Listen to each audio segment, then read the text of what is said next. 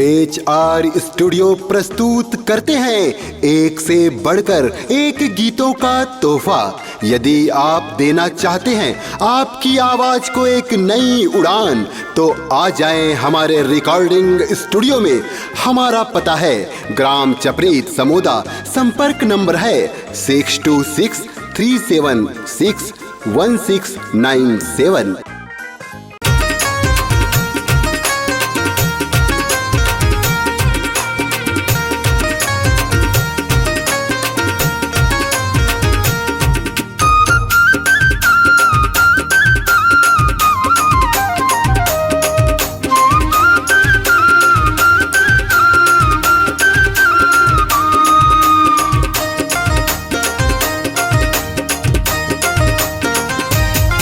एदे छपरीत के तीरे समुंदा तहा मिले लया बेकरौंदा। एदे नदिया के तीरे समुंदा तहा मिले लया बेकरौंदा। थोकिन हास के गोठिया के चले जाबे वो, थोकिन हास के गोठिया के चले जाबे वो।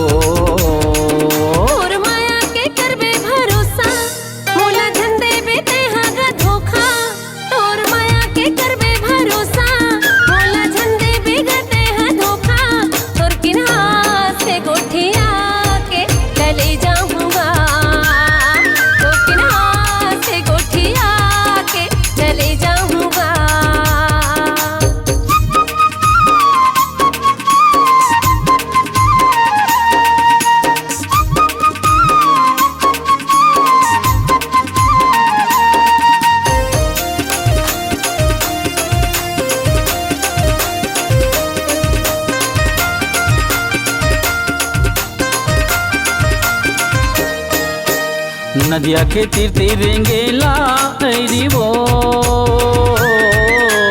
नदिया के तीर तिरेंगेला ऐरी वो। कहाँ धीरे धीरे अबे दीवानी ए बजावत पैरी वो। कहाँ धीरे धीरे अबे दीवानी ए बजावत पैरी वो। कहाँ मिले के अबे बहाना, कहाँ अबे का नहीं बताना। कहाँ मिले के अबे बहाना, कहाँ अबे का नहीं बताना। थोकिन हास के गोठिया के चले जाबे वो, थोकिन हास के गोठिया के चले जाबे वो।